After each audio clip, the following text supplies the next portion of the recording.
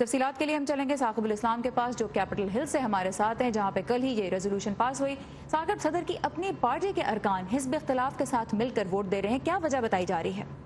بالکل سارا، صدر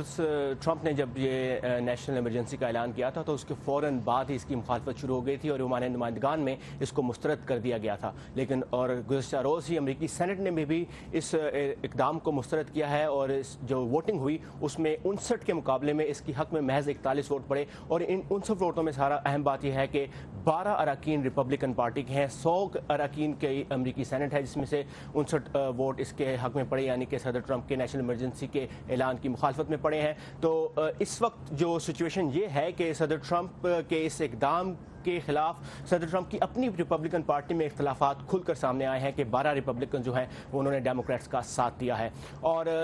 جو ریپبلکن جنہوں نے صدر ٹرمپ کی اس اقدام کی مخالفت کیا، ان کا یہ کہنا ہے کہ صدر ٹرمپ جو ہے وہ امریکی کانگریس کے اختیارات کے اندر ٹکراؤ کی سی کیفیت پیدا کر رہے ہیں۔ مچ مکولن نے اس بات کو جو کہ ریپبلکن پارٹی کے رہنما ہیں سینٹ میں، انہوں نے اس بات سے اختلاف کیا ہے، لیکن سوزن کولنز جو کہ ایک سینئر ریپبلکن امریکی سینیٹر ہیں، ان کا کیا کہنا تھا، آئیے سنتے ہیں۔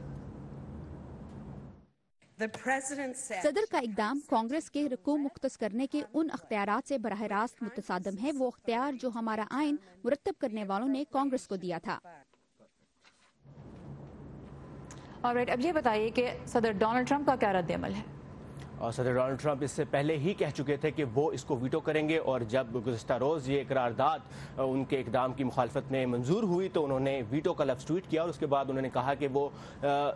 ہی از لوکنگ فارورڈ کہ وہ اس کو ویٹو کریں گے، تو ڈیفینیٹلی وہ مستقبل قریب میں 1-2 دن میں اس کو ویٹو کر دیں گے۔ لیکن سارا ایک اہم بات یہ ہے کہ کانگریس ان کے اس ویٹو کے اقدام کو بھی روک سکتی ہے، لیکن اس کے لیے 2/3 اکثریت چاہیے ہوگی، جو کہ شاید اس وقت ڈیموکریٹس کے پاس نہیں ہوگی۔ اور ثاقب الاسلام ہمارے ساتھ تھے کیپٹل ہل سے، تھینک یو ثاقب۔